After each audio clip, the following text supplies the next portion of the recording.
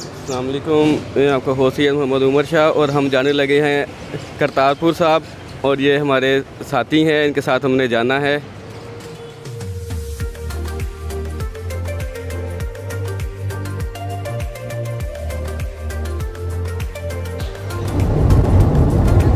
اس وقت ہمارا سفر سٹارٹ ہے اور ہم شری کرتارپور کی طرف رواں ہیں اور نارووال کی طرف ہم جا رہے ہیں۔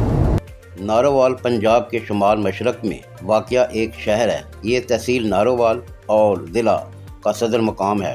دریائے راوی کے کنارے واقع اور پاک بھارت سرحد سے صرف 4.5 کلومیٹر کے فاصلے پر ہے۔ اس کی 3 تحصیلیں ہیں: نارووال، شکر گڑھ اور ظفروال۔ اس کے بڑے قصبوں میں بارہ منگا، کنجرور، عیسیٰ کرتارپور اور لنگا بٹیاں شامل ہے۔ نارووال میں سکھ مذہب کی مقدس جگہ کرتارپور واقع ہے، جو نارووال سے 12 کلومیٹر شکر گڑھ روڈ پر واقع ہے۔ شری کرتارپور دربار صاحب کی جانب جانے سے پہلے میں یہ ضروری سمجھتا ہوں کہ بانی کرتارپور یعنی بابا گرو نانک جی مہاراج کی پاکیزہ سیرت پر روشنی ڈالی جائے۔ انسان عالم کی تاریخ گواہ ہے کہ جب بھی کسی شخص نے اپنے معاشرے اور قومی رسم و رواج کے خلاف آواز بلند کی ہے تو اس کے کچھ حامی بنتے ہیں اور کچھ مخالف، اور بعض دفعہ صورتحال ایسی بھی ہوتی ہے کہ علم بغاوت بلند کرنے والے کا کوئی حامی یا ساتھی نہیں بنتا، لیکن ایک بات تو طے ہے کہ اس کے مخالفین تو ضرور بنتے ہیں۔ ایسا کوئی نہیں ملے گا جس کی کسی نے مخالفت نہ کی ہو، لیکن بابا گرو جی مہاراج ایک ایسی بابرکت ہستی ہیں کہ تاریخ میں ان کا کوئی مخالف نہیں ملے گا۔ بابا نانک جی مہاراج ایک ایسی باکمال ہستی دنیا کی تاریخ میں گزری ہیں کہ جنہوں نے اپنے معاشرے میں مروجہ رسم و رواج کے خلاف علم بغاوت بلند کیا، غیر ضروری مذہبی اعمال کی مخالفت کی اور لوگوں کو قابل بھی کیا کہ لوگوں نے ان کی تعلیمات پر لبیک کہا اور ان سے اپنی عقیدت و محبت کا اظہار کیا۔ بابا گرو نانک جی مہاراج ایک ایسی شخصیت ہیں کہ جنہیں ہر قوم کے لوگوں نے متفقہ طور پر اپنا رہنما اور راہبر تسلیم کیا ہے۔ مولانا محمد عاشق الہی میرٹھی اپنی تالیف تذکرۃ الرشید میں مولانا رشید احمد گنگوہی کا ارشاد نقل کرتے ہوئے اس طرح لکھتے ہیں: ایک مرتبہ ارشاد فرمایا کہ شاہ نانک جن کو سکھ مانتے ہیں حضرت بابا فرید الدین شکر گنج رحمۃ اللہ کے خلفاء میں سے ہیں۔ شاعر مشرق حکیمت علامہ محمد اقبال اپنی نظم نانک میں بابا گرو نانک کو اس طرح خراج عقیدت پیش کرتے ہیں۔ ان کی چند اشعار پیش خدمت ہیں: خود کدا پھر بعد مدت کے مگر روشن ہوا، نور ابراہیم سے آذر کا گر روشن ہوا، پھر اٹھی آخر صدا توحید کی پنجاب سے، ہند کو ایک مرد کامل نے جگایا خواب سے۔ بابا جی کی مختصر سوانح حیات اس طرح ہے۔ تاریخ گرو خالصہ میں گیانی گیان سنگھ بابا نانک کی ولادت کے متعلق اس طرح لکھتے ہیں: سلطان بہلول لودھی کے زمانہ میں کاتک صدی پورنماشی سمت 1526 بے مطابق 1429 کو 4 گھڑی رہے گرو نانک جی نے مائی ترپتا جی کے بطن سے کالو چند بیدی موصوف کے گھر موضع تلونڈی تحصیل شرک پور ضلع لاہور میں اتار لیا۔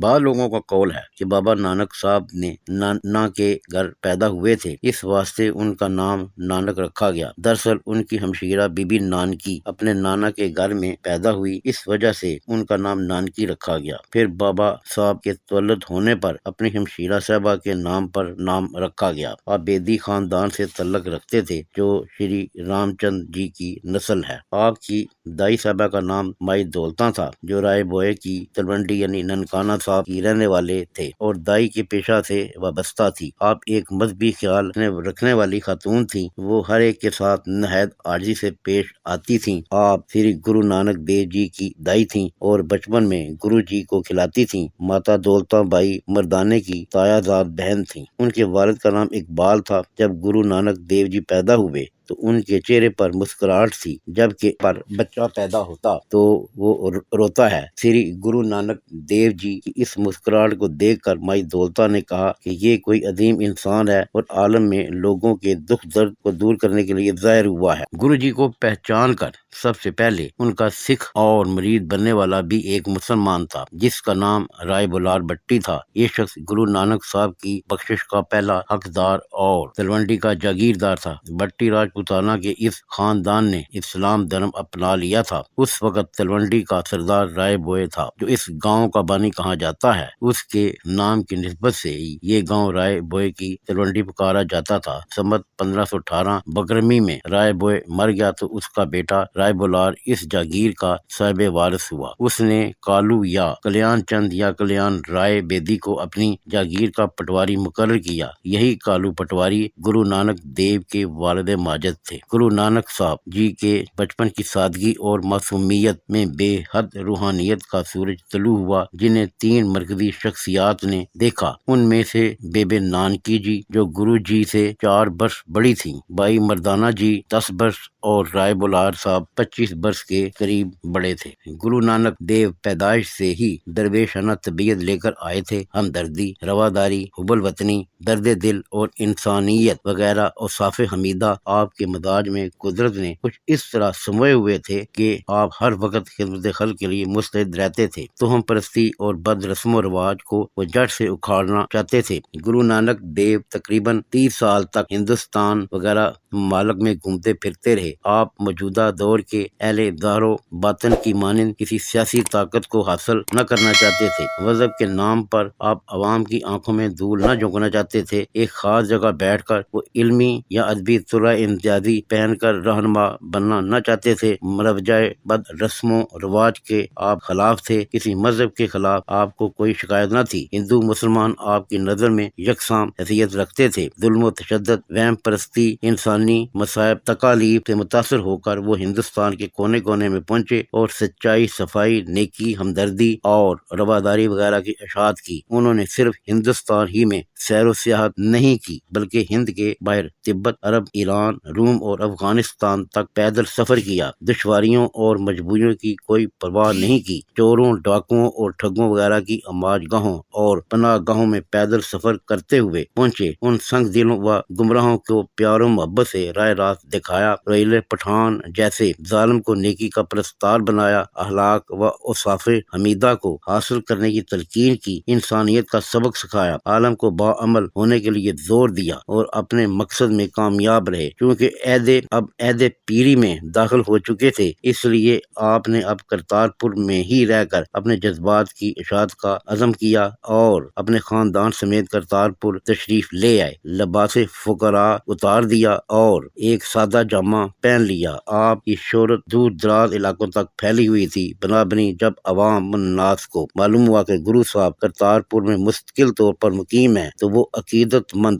آپ کے دیدار کے لیے ذوق و شوق سے آپ کی خدمت میں حاضر ہوتے اور حلقہ مریدی میں داخل ہوتے۔ اس طرح روز بروز آپ کے پیروکاروں میں اضافہ ہوتا رہا۔ آپ نے اپنے مسلمان مریدوں کے لیے ایک مسجد بھی تعمیر کرائی اور یہاں سے ہی گرو گھر کی روایت قائم ہوئی کہ بابا گرو نانک جی کی طرح جس کسی گرو صاحب نے جب کبھی کسی نئے شہر کی بنیاد رکھی تو وہاں مسلمانوں کے لیے مسجد ضرور بنائی ہے، جس کی مثال بھارتی پنجاب کے ضلع گرداسپور کے سری ہر گوبند پور میں موجود گرو کی مسجد کے نام سے مشہور مسجد ہے، جسے سکھوں کے ششم یعنی چھٹے گرو ہرگوبند جی مہاراج نے جب شہر سری ہر گوبند پور شہر کی بنیاد رکھی تو وہاں اس مقدس مسجد کی بنیاد رکھی۔ کہا جاتا ہے کہ اس مسجد کی حفاظت نہنگ سنگھ کرتے رہے ہیں۔ تواریخ گرو خالصہ حصہ پہلا جلد اول میں گیانی گیان سنگھ بابو گرو نانک دیو جی کی کرتارپور میں رہنے کی تاریخ اس طرح لکھتے ہیں۔ سمت 1579 بکرمی میں اپنی جائے مسکن مقام کرتارپور میں واپس تشریف لے آئے۔ تھوڑے دنوں بعد 13 ماہ کاتک سمت 1590 کو ان کی والدہ انتقال کر گئیں اور اس کے 20 روز بعد ان کے والد کالو چند بھی راہ ملک بقا ہوئے۔ بابا بڈھا جی کا ذکر۔ ایک روز کا ذکر ہے کہ گرو جی بھائی بالا سمیت جنگل میں قدرت الہی کا نظارہ کر رہے تھے اور اس کی صنعت و کارگری و بخشش کی ہزار صفت کر رہے تھے کہ ایک لڑکا بوڑھا نامی گود رنداوا ساکن ڈلے گاؤں جو وہاں سے 2 کوس کے فاصلے پر واقع ہے، بکریاں چراتے چراتے گرو نانک صاحب کے پاس حاضر ہو کر ان کے قدموں پر گر پڑا اور کہنے لگا کہ بابا جی، تھوڑے دنوں کا ذکر ہے کہ قوم افغانہ ہمارے خواہ پختہ لذاتوں کو کاٹ کر لے گئے اور ہمارا کوئی بس نہ چلا۔ اس حادثے سے میرے دل میں سخت ایک افسوس پیدا ہو گیا ہے، وہ یہ ہے کہ جب افغانوں کا ہاتھ کوئی نہ روک سکا تو اس زبردست ملک الموت کا ہاتھ کون پکڑے گا؟ اس لیے آپ کے فیض و برکات کا امیدوار کہ مجھ کو اس مشکل وقت میں سہارا دینے والی کوئی صورت بتلائیے۔ چنانچہ گرو نانک صاحب اس لڑکے کی ایسی باتوں کو سن کر بہت خوش ہوئے اور کہنے لگے کہ بھائی لڑکے، تو بوڑھوں کی سی باتیں کرتا ہے، اگر اس سخت وقت کا سہارا ڈھونڈتا ہے تو خدا کی زیارت اور بندگی کر، دنیا کے دندوں کو چھوڑ کر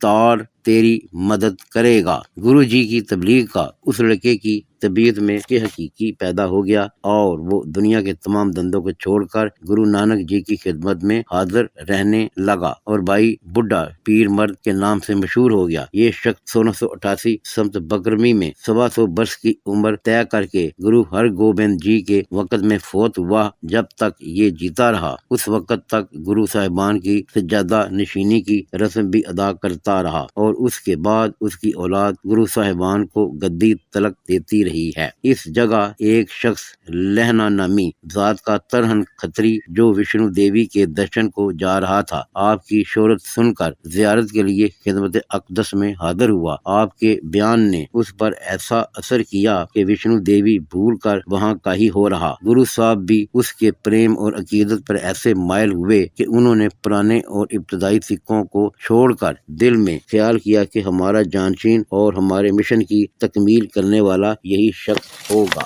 آپ کے خاص مریدان کی فہرست کچھ اس طرح ہے: مول چند کھتری، ساکن سنکتا، پرسی مل، بائی لالو، بائی کالا، بائی میاں، بائی اچیتا رنداوا۔ یہ وہی بائی چیتا رنداوا جی ہیں جن کے نام پر گرو دربار صاحب کرتارپور صاحب کا بازار بنایا گیا ہے۔ مانک برہمن، سکھا ترخان، پیرا لوہار، دیرو نائی، سدھارن کھتری، نہا لا رنداوا، دلیر پٹھان، سنتا بائی، کملیاں بائی بالا وغیرہ سب لوگوں کو گرو نانک صاحب نے فقیری کی اچھی عظمت بخشی ہوئی تھی۔ یہ لوگ لنگر و دھرمشالہ میں مسافران کی خدمت میں دل و جان سے مشغول رہا کرتے تھے اور گرو نانک صاحب کی مہربانی سے ریاضت و قناعت، زہد و تقویٰ اور عبادت وغیرہ سب فقیری اور صاف میں پورے ہو گئے تھے۔ گرو نانک دیو جی کی روزانہ زندگی ایک خاص سانچے میں ڈلی ہوئی تھی۔ آپ کی زندگی مخصوص قواعد و ضوابط کے تحت بسر ہوتی تھی۔ وقت کی پابندی ان کی حیات کا ایک خاص اصول تھا۔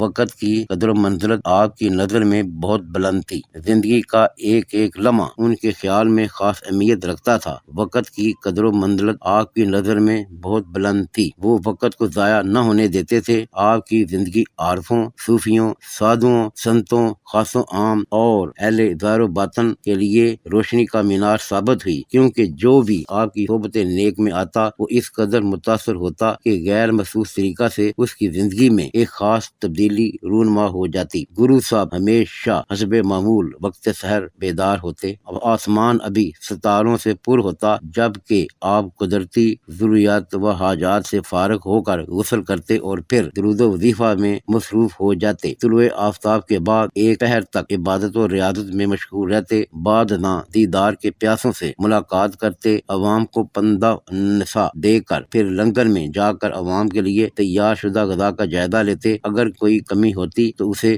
درست کرواتے۔ گرو صاحب تعصب سے بالا تر تھے۔ ان کی نظروں میں ہندو مسلمان یکساں تھے۔ برہمن، کشتری، ویش، شودر اور چنڈال ایک ہی ذات کریم کے پیدا کیے ہوئے انسان تھے۔ آپ کا ہی ارشاد مبارک ہے: اول اللہ نور پایا قدرت کے سب بندے، ایک اکون سے سب جگ اپجیا کون بلے کو مندے۔ آپ کے لنگر خان نسلی امتیاز کو بالائے طاق رکھ کر سب ایک ہی قطار میں بیٹھ کر چھوت کی وہم پرستی سے بالا تر ہو کر ایک ہی جگہ کھانا کھاتے تھے۔ سب کے لیے ایک ہی قسم کی غذا ہوتی۔ عمارت و فلاس کا کوئی امتیاز نہ تھا۔ بعض اوقات گرو صاحب خود کمر بستہ ہو کر خود کھانا کھلاتے اور خوش ہوتے اور کبھی کبھی اسی قطار میں بیٹھ کر کھانا کھاتے تھے۔ گیانی گیان سنگھ جی اپنی کتاب تاریخ گرو خالصہ میں کرتارپور صاحب کے لنگر کا ذکر اس طرح کرتے ہیں: اس طرح اس وقت سنیاسیوں اور بیراگیوں کی جماعتیں جو 100 200 گھوڑے ہاتھی اونٹ لے کر لشکروں کے لشکر بہت پھرتے پھراتے کوئی کبھی کوئی جماعت بابا جی کی مہمان بن کر کرتارپور آئی رہتی تھی اور بابا جی کے بھنڈارے میں کھانا چکتی رہتی تھی۔ غریب لوگ دروازے پر بیٹھے رہتے، مایوس کوئی نہ جاتا۔ چاہے سکھ خدام بابا جی کی خدمت بہت کرتے تھے، لیکن بابا جی کھیتی بہت کرواتے رہے۔ نارووال دودھے وغیرہ گاؤں کے زمیندار کاشتکاری کرتے تھے۔ کروڑی مل کھتری نے جو اس وقت وہاں کا ماحول والا تھا اور کلا نور رہا کرتا تھا، بابا جی کے خرچے اور لنگر چلتا دیکھ کر گاؤں کا معاملہ صوبہ لاہور سے معاف کرا دیا۔ صبح مجلس سما قائم ہوتی، جپ جی صاحب کا پاٹ پڑھا جاتا، شام کو بھی کیرتن ہوتا۔ بھائی مردانہ اس دنیا فانی سے رحلت کر چکا تھا، مگر گرو صاحب کو نغمات الہی سنانے کے لیے مردانہ کے 2 صاحبزادے حاضر ہوتے اور رباب پر سریلے بھجن گا کر سناتے۔ بعد ازاں گرو نانک دیو اپنے خیالات و جذبات کا اظہار کرتے، عوام آپ کی پند و نصیحت سے مستفید ہوتے۔ بعد ازاں شام کا کھانا کھایا جاتا۔ نانک دیو سب کو رخصت کرتے اور آپ خلوص میں عبادت میں اتنے مشہور ہو جاتے، بعد اوقات آپ پر وجد طاری ہو جاتا اور اس طرح مستی کی حالت میں اپنی ذات کو فنا فلا کر دیتے۔ روزانہ یہی دستور تھا۔ حاضرین جلسہ مسرت روحانی کا لطف اٹھاتے۔ آپ کے مرید ہر وقت مسافروں، سادھوؤں، درویشوں، فقیروں، محتاجوں، امیروں اور مفلسوں کی خدمت کے لیے کمر بستہ رہتے، ادب و احترام سے پیش آتے، معمولی انسان کی تعظیم و تکریم کر کے خاطر تواضع میں مشغول ہو جاتے۔ جو بھی انسان گرو صاحب کا دیدار کرتا، دنیا رنج و آرام کو بھول جاتا اور الہی رنگ میں رنگا جاتا۔ دیتے تو آپ کے دہن مبارک سے الفاظ گل ہائے رنگا رنگ کی شکل میں نظر آتے تھے۔ یہ درست ہے کہ آپ پنجاب میں پیدا ہوئے اور آپ کی مادری زبان پنجابی تھی، مگر ان کی بولی میں برج بھاشا جو کہ مغربی زبان ہے، جو ہندی اردو کے ساتھ تعلق رکھتی ہے، کی چاشنی اور گجراتی کی سلاست اور فارسی کی شیرینی ٹپکتی تھی۔ آپ کے دربار میں جو بھی آیا وہ گرو جی کی شخصیت سے ضرور متاثر ہوا۔ گرو جی کے دربار میں ہندو، مسلمان، برہمن، شودر، امیر، وزیر، شاہ محتاج کا کوئی امتیاز نہ تھا۔ مجلس سما میں خاص و عام روحانی غذا حاصل کرتے تھے کہ لنگر میں سے جسمانی خوراک سے لطف اندوز ہوتے تھے، بالفاظ دیگر آپ کے صوفیانہ مجلس میں جو روحانیت مٹ جاتی تھی۔ اسی طرح عمر کے باقی 15 یا 16 کرتارپور کی دھرم شالہ میں قیام پذیر ہو کر وسیع نظری سے عوام کو فرائض کی ادائیگی، توحید پرستی، ذکر الہی، محنت و مشقت کی زندگی بسر کرنے کی تعلیم دی۔ اس دوران میں لہنا ترہن کتری جو دیوی کا پرستار تھا یہاں آیا تھا، وہ یہاں بت پرستی کو ترک کر کے موحد بنا۔ آپ نے بڈھا اور لالو کو جو چھوٹی ذات کے لوگ تھے پستی سے اٹھا کر بلندی پر بٹھایا، ہر رسم بد کے خلاف آواز بلند کی، شاہ و گدا کو سچے انسان بننے کی تلقین کی، پیار و محبت کا سبق سکھایا۔ تواریخ گرو خالصہ حصہ پہلا جلد اول میں گیانی گیان سنگھ نے بابا گرو نانک دیو جی کے وصال کا مفصل حال اس طرح لکھتے ہیں: گرو جی کی مہربانی سے سارے ملک کا سدھار ہوا۔ 12-13 برس کرتارپور بیٹھ کر مذہب کی تبلیغ اور بد مذہب کا کلا کاماں کرتے، اپنے خدام بیٹوں میں کئی طرح کی کسوٹی دے کر کسوٹی پر سونا لگا کر پرتے کے طرح جب تمام طرح کی اچھی طرح لینا گرو کو گریائی کے قابل پرکھ لیا تو بہت خوش ہو کر گلفٹری میں لے کر انگد نام رکھا اور گدی گرائی دے دی کہ سب سنگتوں سے پیشانی خم کروائی۔ اس بات سے بیٹے ناراض ہوئے۔ مائی صاحبہ کے لیے یہ گدی ایک خاص قسم کی جائیداد تھی جو اور دنیاوی جائیداد کی طرح اولاد کو ہی ملنی چاہیے تھی، اس لیے مائی صاحبہ کی الفت مادری طبیعت نے تقاضا کیا کہ وہ اپنی اولاد کے حقوق کو نظر انداز نہ ہونے دیں، لیکن گرو صاحب کی نظر میں وہ ایک خدمت تھی جس کا کوئی آدمی لیاقت کے بغیر اور کسی طرح سے مستحق نہیں ہو سکتا۔ چنانچہ مائی صاحبہ کی تشفی کی خاطر اپنے دونوں فرزندان اور مزدوران نظر سکھ لہنا کا کئی بار امتحان بھی لیا۔ گرو جی بولے، چونکہ تم بیٹوں کو کہو یہ چیز خدام کی ہے، مروسی نہیں، بیٹے اس قابل نہیں، اگر ہوتے تو یہی مالک تھے۔ پھر سلکھنی جی بولی، کیوں نہیں، یہ آپ کے بیٹے قابل ہیں۔ گرو جی نے کہا، بھلی ہوئی، اگر اٹھانے کے قابل ہیں تو اٹھا لیں۔ یہ کہہ کر بابا جی نے ایک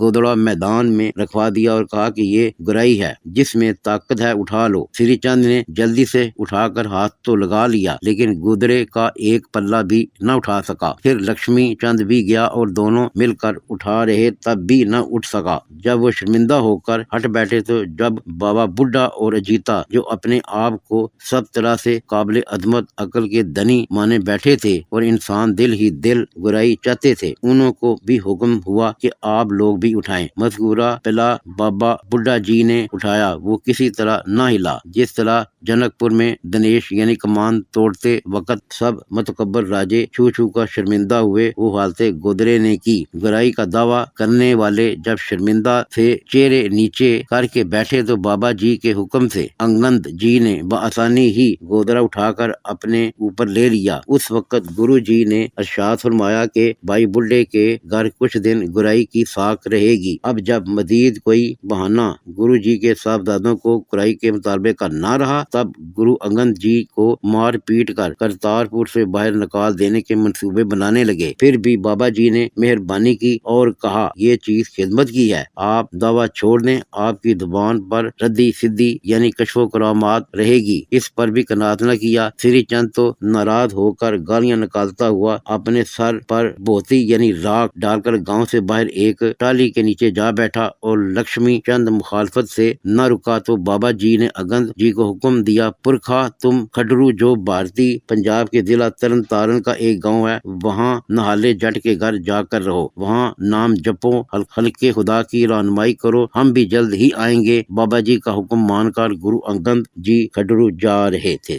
گرو نانک جی بھی صاحبزادوں کے نافرمان ہونے کی وجہ سے کرتارپور اداس ہو کر جنگل میں جا بیٹھے اور حکم دیا کہ ہمارے پاس کوئی نہ آئے، بلکہ بھائی بڈھا بوڑھا کلال دیرو نائی اجیتا رنداوا یہ جو مخلص سکھ ہر وقت پاس رہنے والے ہیں یہ بھی سب رخصت کر دیے۔ بھائی بالا جی کو پہلے ہی بھیج دیا تھا، وہ اپنے گاؤں دالے نوشیرا جہاں اب اس کی اولاد ہے میں رہ رہا تھا، صرف ایک کملا بابا جی کے پاس جایا کرتا اور سب بند تھے۔ اسی طرح کئی دن جنگل میں راوی کنارے رہے۔ دودے گاؤں کی ایک مائی جس کو پرمیشر کے ملنے کا شوق تھا خدمت کرتی رہی۔ پھر پکو کے گاؤں سدھارن نامی سکھ کے گھر جا ڈیرا لگایا اور حکم دیا کہ کسی کو ہمارے یہاں آنے کا حال نہیں بتانا۔ ادھر گرکی کے صاحبزادوں نے اپنے آپ کو گر بنانے کی بہت کوشش کی، کرتارپور گدی پر بیٹھ کر سکھوں کو قائل کرتے کراماتیں دکھائیں، سکھ نہ ڈگمگائے اور کہا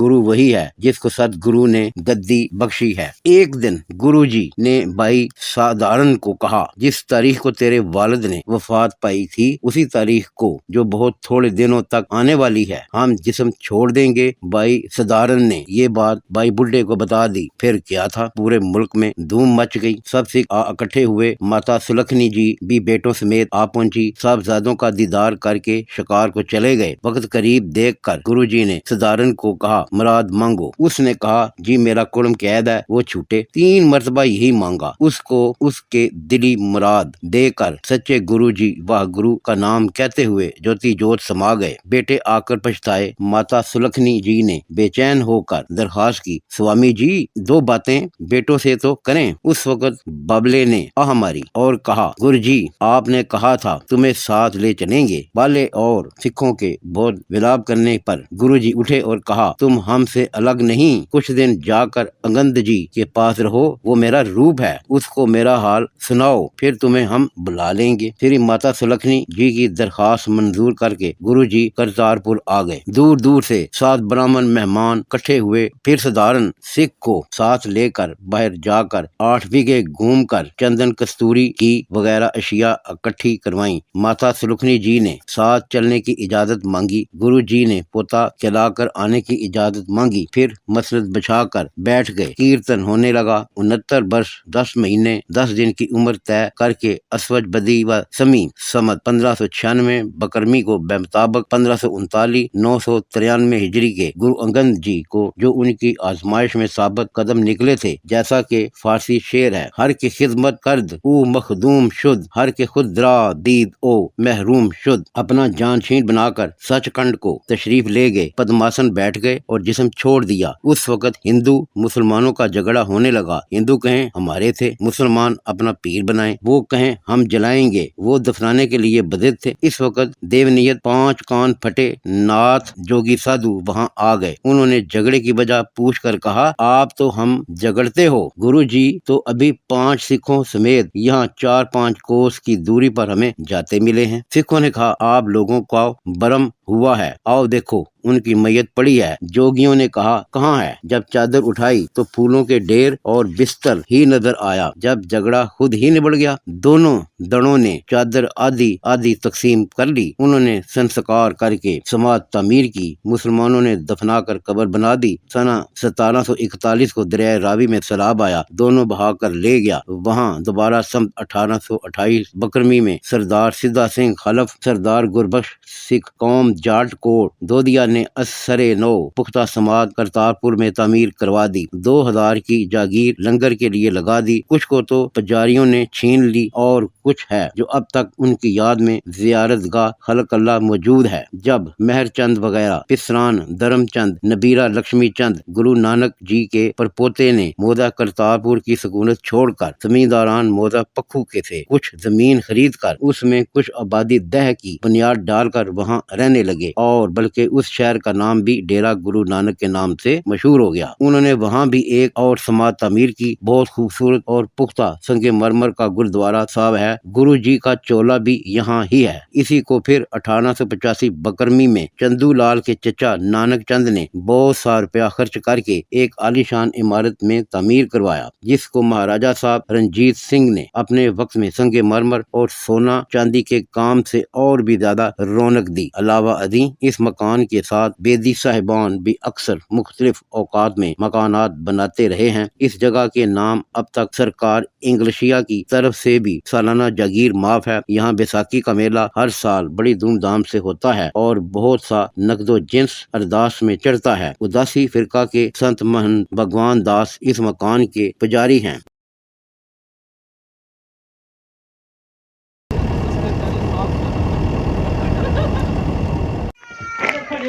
ये यहाँ से हम एंट्री करा के आ गए। ये इधर बसें खड़ी हैं, पे हम चलेंगे, शायद बैटरी वाली बस में चलेंगे। और ये आज इतवार का दिन है और हम दरबार साहब करतारपुर ज़ियारत के लिए आए हुए हैं। यहाँ आकर हम बहुत खुशी महसूस कर रहे हैं, लेकिन हमें इस बात से बहुत मायूसी हुई है कि पाकिस्तानियों के लिए दाखिले के वास्ते 400 रुपये का टिकट रखा हुआ है, जो कि दुरुस्त ना है। होना तो ये चाहिए कि पाकिस्तान से जो भी यात्री इधर आए उसका शनाख्ती कार्ड व पासपोर्ट व दीगर ज़रूरी कागजात रख लिए जाएं, तब उसको दरबार साहब के अंदर जाने की इजाज़त दी जाए। एक बात ज़हन में रखनी चाहिए कि बाबा जी ने मज़हब की तफरीक से हटकर हमेशा इंसानियत की खिदमत का दर्स दिया। तमाम मज़हब के लोग इनके पैरोकार थे।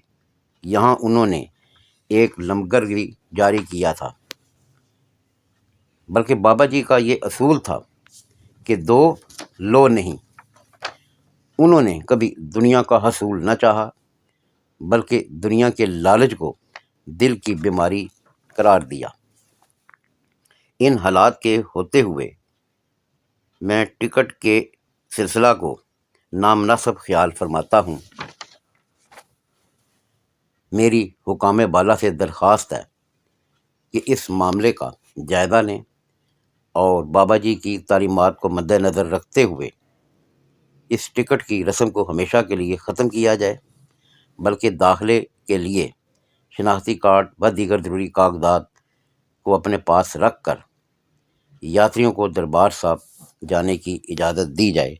खुदा हाफिज़। धर्मशाला करतारपुर साहब की तारीख। ज़माना अंग्रेजी में भाई धना सिंह जी ने 9 मगर 1988 सम्त मुताबिक 24 नवंबर 1931 को अपनी साइकिल पर यहाँ सफर किया था। वो उस वक़्त के हालात इस तरह लिखते हैं। दरबार साहब जी डेरा बाबा नानक जी से चाले पाए जो शुमाल की जानब 3 मील पर करतारपुर पहुंचा, जबकि गुरुद्वारे की पुरखबां में गुरु जी के वक़्त की एक टाली खड़ी है और गुरुद्वारा नया तमीर हो रहा है, जो कि अभी तक पहली ही मंजिल तमीर हुई है, जो कि दीवार बनकर 80 फुट गुंबद निकल कर तो गुरुद्वारा मुकम्मल होगा। फिर गुरु जी 1569 सन बकरमी में आए थे और करतारपुर की बुनियाद रख कर चले गए थे और फिर ममालक से 10 साल बाद आए थे। बकरमी सना 1579 में आए थे और कुल 18 साल के लगभग रहे थे। बाबा जी ज्योति जोत 1596 बकरमी में समाये थे। बाबा जी ने करतारपुर को आबाद करने के वक्त अपना खानदान 1578 बकरमी में मंगा लिया था। इसी जगह भाई लैना जी को देवी के दर्शन कराए थे, जो कि हमेशा जहाद देने के लिए आते थे। इसी जगह मुर्दा खिलाया था और इस जगह कंकड़ों से मिठाई तोड़वाई थी। पहले करतारपुर बनने लगे बाबा जी की खिदमत 2 सिखों ने की थी। भाई दोदा जी और दीवान दुनी चंद करोड़ी का गरूर तोड़ा था और सिख बनाया था, जिसने फिर सिख बनकर बहुत खिदमत की थी। दीवान हर संगतों और मिसियों को लगता है और 100 सदी 10वीं और वैसाखी को बारी दीवान लगता है। चपत जो 10 को भी बारी दीवान लगता है। आसू सदी 10वीं और हमेशा यहाँ आकर गुजरांवाला की संगत लंगर चढ़ाती है और बड़े खलूस से खिदमत करती है। इस जगह पहले नहंग सिंह सेवा करते थे और फिर एक माई राज कौर ही रह गई थी, जो कि ज़ईफ थी, जो कि खिदमत पूरी न कर सकती थी। तो फिर संगत ने डेरा बाबा नानक वाले महंत हरि दास उदासी को मुकर्रर कर दिया और फिर मंगल दास और ठाकर दास और बालक राम और कूल दास बारी बारी महंत होते आए हैं। आखिर महंत कूल दास जी जो के सना 1919 में रावी के बारी सैलाब आए और जो के रावी गुरुद्वारे के करीब 9 फुट रह गया था, तो महंत कूल दास जी ने पंथ के आगे अपील की। तो फिर संत ने बहुत खिदमत करके माया की और हाथों की और दरिया को पीछे हटाया था। जो सिखों की कमेटी हुई थी उसके मेंबर महंत जी भी किए गए थे। इस खिदमत में महाराजा पटियाला वाले ने 1,35,000 रुपए दिए थे और चीफ खालसा ने खास कोशिशें की थी और दीगर रईस सरदारान और बेदियों ने बहुत खिदमत की थी। इस मौका पर अकाली सिखों के गुरुद्वारे हाथ में आए थे। इस इलाके में दूर दूर से आकर मरे हुओं के फूल राख रावी में करतारपुर डालते हैं